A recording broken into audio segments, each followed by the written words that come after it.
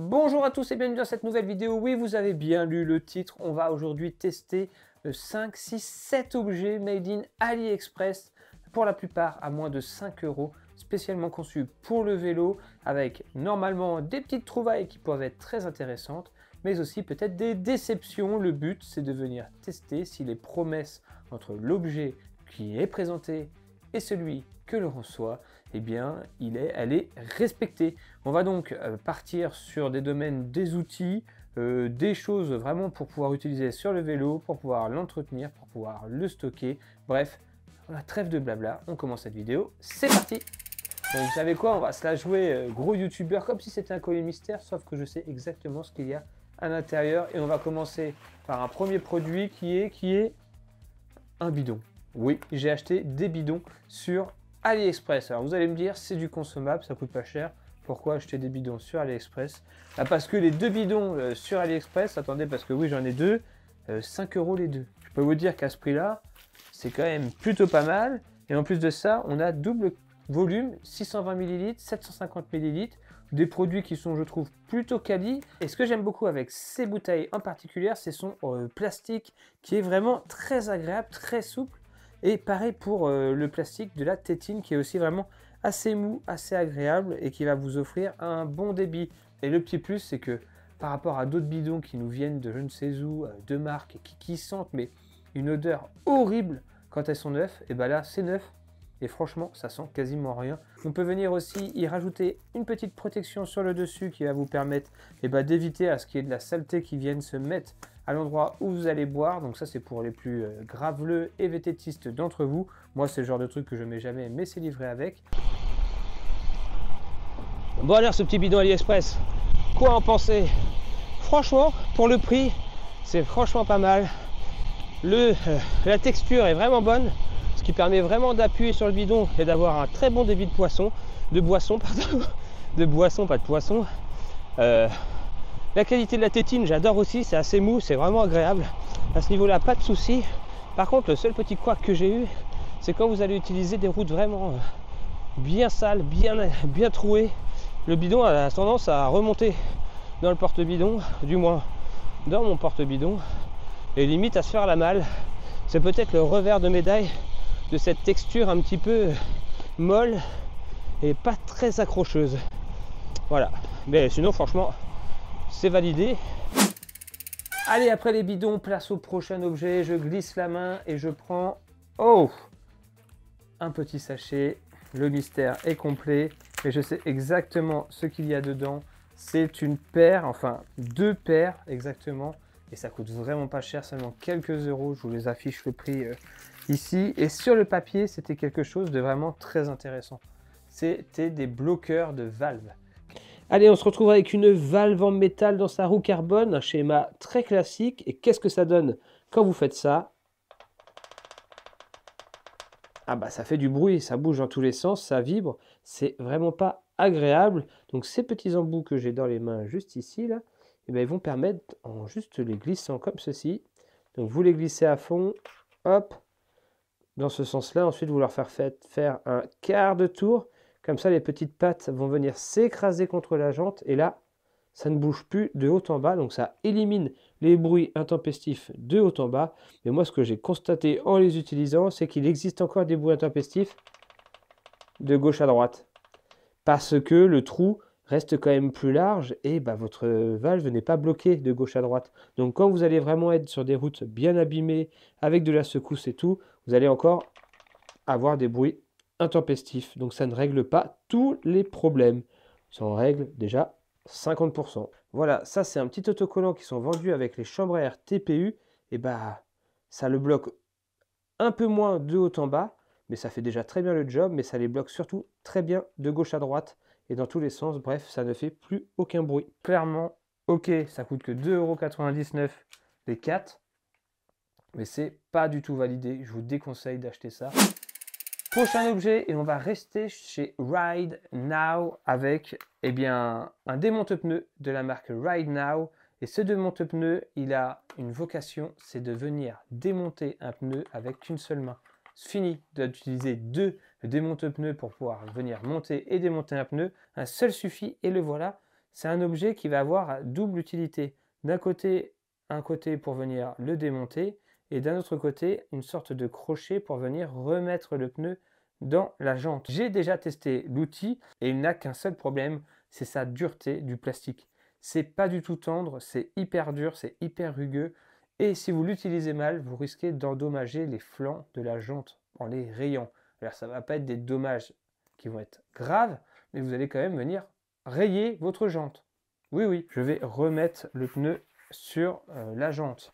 Ici, on va utiliser donc le côté avec un crochet. Vous allez venir crocher l'objet dans la jante. Je ne sais pas si vous allez bien voir, mais en gros, là j'ai mis l'objet dans la jante et je vais venir tirer dessus sur tout le pourtour pour venir réinsérer le pneu à l'intérieur. Quand vous faites cette manipulation, faites bien en sorte que l'objet est bien à 90 degrés de la jante pour ne pas venir positionner une partie de l'objet contre le flanc et ainsi venir rayer sur tout le pourtour la jante. Et c'est ce qui rend du coup l'objet plus difficile à utiliser. C'est dommage parce que sinon franchement ça fait le job. Le pneu il rentre bien ça rentre bien franchement, ça marche bien. Mais honnêtement pour monter un pneu, quoi de mieux que de le monter à la main. Enfin franchement, pourquoi s'embêter avec un objet? Voilà, la chose est faite. Par contre, pour démonter, c'est vrai que ce petit objet, il est intéressant. Vous venez chercher le pneu en décalant le pneu comme ceci, mais attention, ne faites pas ça, ne faites pas ça. Ne le mettez pas à 90 degrés cette fois-ci, sinon vous allez venir faire frotter l'objet sur tout le pourtour de la jante.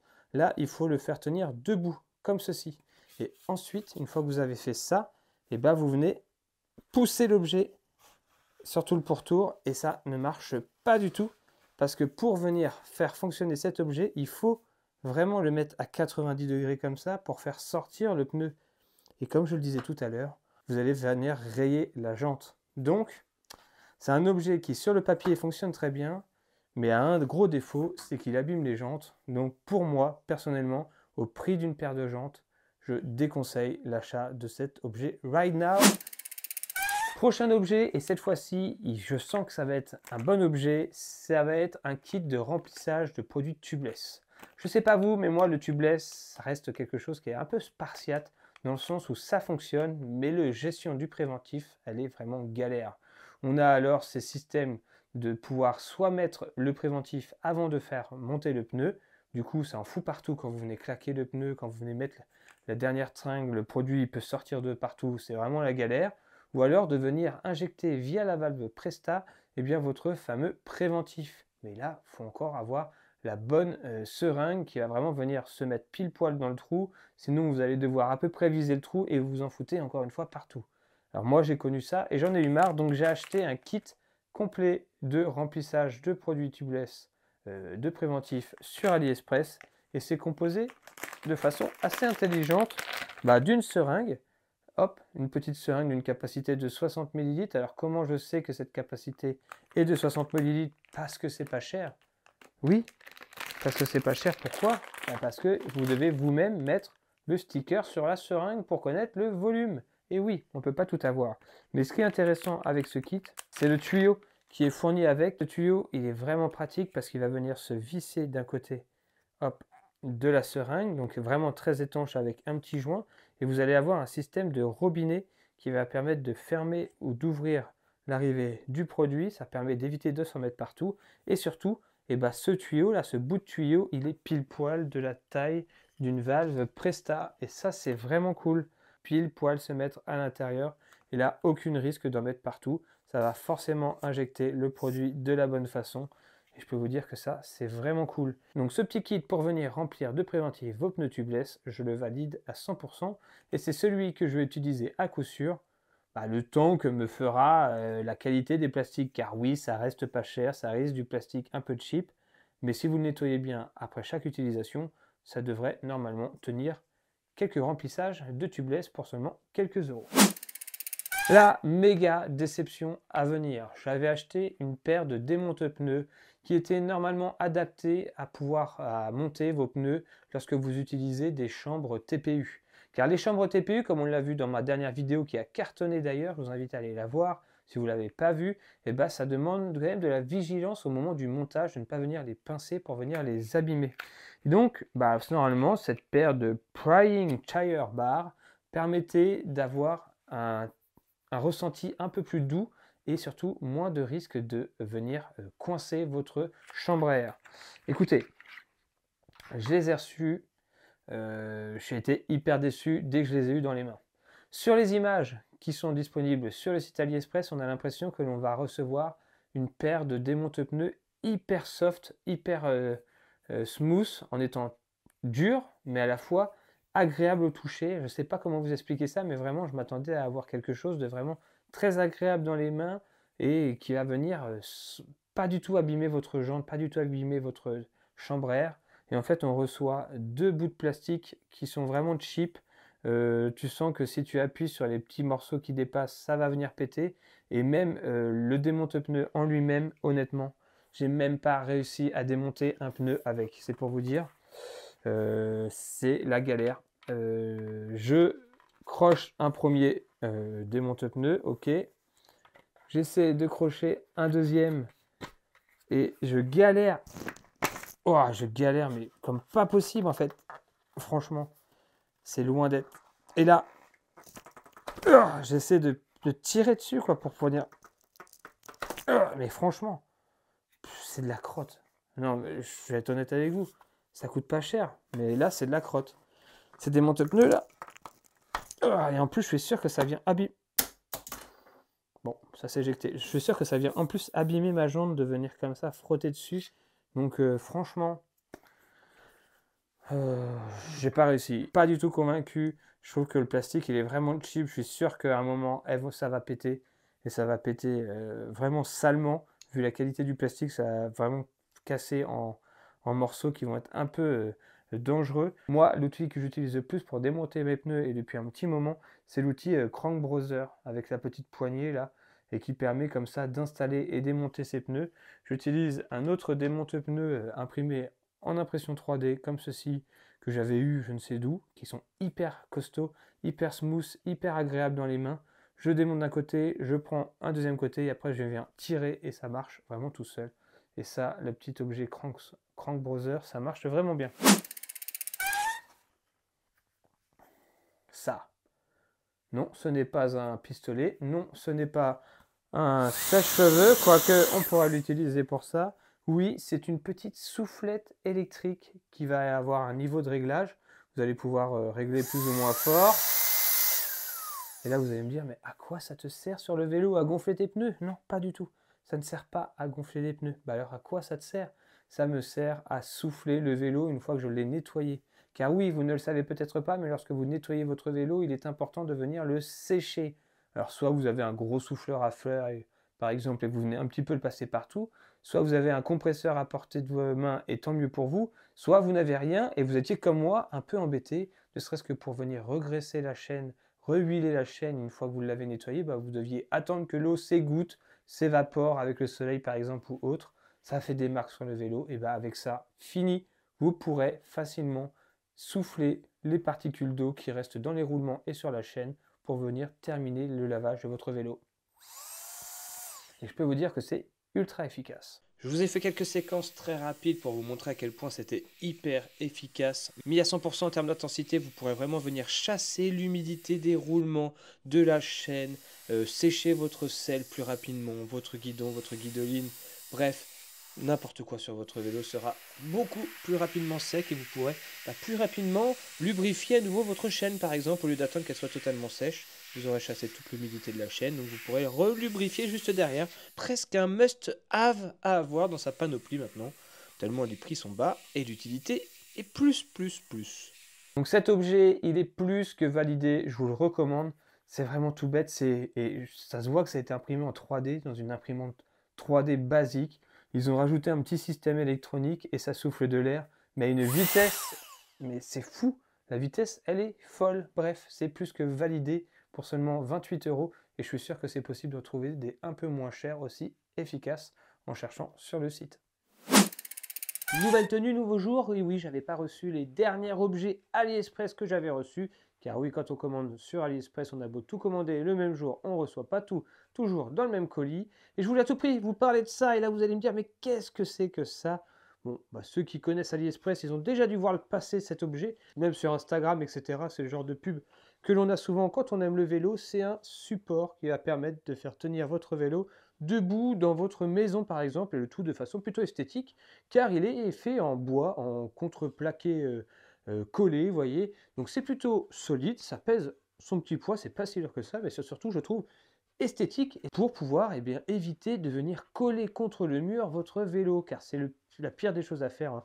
Même si vous êtes en intérieur, c'est de venir à répétition taper sur votre ruban de cintre contre un mur pour venir positionner votre vélo debout. Donc privilégiez toujours les supports. Le petit support, il est quand même un peu plus cher. C'est l'objet d'ailleurs le plus cher de cette vidéo. C'est pourquoi j'ai voulu vous le mettre à la fin de la vidéo. Il faut profiter un peu des prix qu'ils font entre deux pour l'avoir un peu à moins de 40 euros. Je crois que moi je l'ai payé un peu à moins de 40 euros, mais en ce moment il est à entre 40 et 50 euros. Donc c'est quand même une petite somme. Mais je trouve l'ensemble plutôt quali, plutôt propre. Et ça fait plutôt sympa une fois mis sur votre vélo. Voilà, donc pourquoi je dis qu'il est adapté à n'importe quel vélo, c'est parce que la largeur du rack où vous allez mettre votre roue, c'est paramétrable. Vous allez pouvoir agrandir votre roue. Ça, c'est plus que validé. Donc si vous hésitiez à l'acheter, si vous le trouvez joli et que ça peut vous être intéressant chez vous, vous pouvez y aller les yeux fermés. Voilà, c'était l'objet numéro 7 ou 8. Et bref, comme je ne sais plus exactement à combien on est, je vous en donne un nouveau, l'objet que j'ai reçu aussi et qui est un indispensable dans la boîte à outils d'un cycliste. C'est un testeur de chaîne, savoir si elle est encore dans la tolérance constructeur en termes d'usure ou pas. Ça se présente comme ça, c'est un petit objet en métal, c'est vraiment tout simple. Je vous mets le prix juste en bas, le prix que je l'ai acheté, et c'est vraiment un must-have. Ça permet de savoir si votre chaîne est entre 0,5 et 1% d'usure, et dès qu'elle atteint les 1%, elle est bonne à changer tout simplement. Et si elle est encore en dessous, c'est qu'elle est encore dans les tolérances. Mais si vous voyez que vous êtes déjà à 0,75, c'est que vous pouvez déjà prévoir de racheter une nouvelle chaîne pour ne pas vous retrouver finalement embêté avec une chaîne usée qui finalement sera beaucoup moins performante dans le changement de vitesse. Vous n'allez pas comprendre pourquoi vous déraillez, mais c'est juste qu'en fait la chaîne elle s'est un petit peu allongée avec le temps et que ça a fait un petit jeu qui fait que du coup ça passe un peu moins bien. Bref, le petit testeur de chaîne, vraiment pas cher, l'indispensable. Et ça franchement, pourquoi le payer plus cher si on peut l'avoir si peu cher, et ça fonctionne vraiment bien. Et voilà, c'était la fin de cette vidéo. J'espère que vous l'avez appréciée. Ma première vidéo où je testais des objets AliExpress. Sachez que j'en ai reçu d'autres entre temps, dont un éclairage qui n'est pas du tout réglementaire, beaucoup trop puissant et en plus qui est vraiment pas bon. Je vous le présenterai en vidéo pour vous montrer ce qu'il ne faut surtout pas acheter en termes d'éclairage. En plus, c'est un sujet du moment avec les nouveaux décrets. Mais très clairement, si vous achetez ce type d'éclairage, c'est normal que derrière, il y ait des lois qui sortent, tellement c'est surpuissant et en plus d'une très très mauvaise qualité. Bref, on l'a vu dans cette vidéo, AliExpress, c'est du bon et du moins bon. Difficile de savoir ce qui est bon et moins bon sans avoir acheté avant. Moi, j'ai acheté quelques objets pour vous. Je vous ai dit ce qui était bon. Maintenant, libre à vous ou pas de sauter le pas si ces objets vous intéressent ou d'en tester d'autres. Hein. Ça, c'est vous que ça regarde. Mais en tout cas, on se rend compte que tout n'est pas mauvais à jeter sur ces sites marchands, mais il faut juste savoir faire un petit peu de tri. D'ailleurs, le tri, on va le faire très prochainement dans une nouvelle gamme d'objets, parce que ici, c'était plus de l'entretien, des accessoires qui allaient autour, mais surtout de l'entretien maintenance. La prochaine vidéo AliExpress ou autre site de ce genre, ça sera sur l'habillement, les équipements comme les surchaussures, gants, maillots, cuissards, etc. Vous êtes nombreux à me dire qu'ils se sont beaucoup améliorés et il y a vraiment des marques comme Dardevi ou XPCell ou un truc comme ça, enfin bref, des marques qui commencent vraiment à grimper sur ce site-là et qui sont vendues beaucoup en masse avec beaucoup de retours positifs. Eh bien, je vais les acheter pour les tester et pouvoir les comparer aux grandes marques que j'utilise dans la vie de tous les jours. Allez, on se retrouve pour ces prochaines vidéos. Si vous ne voulez pas les louper, je vous invite à vous abonner en cliquant juste là. Et puis si vous avez loupé ces deux autres vidéos là qui sont juste ici, allez-y, libre à vous. Allez, on se dit à la prochaine. D'ici là, comme toujours, portez-vous bien. Ciao, bye.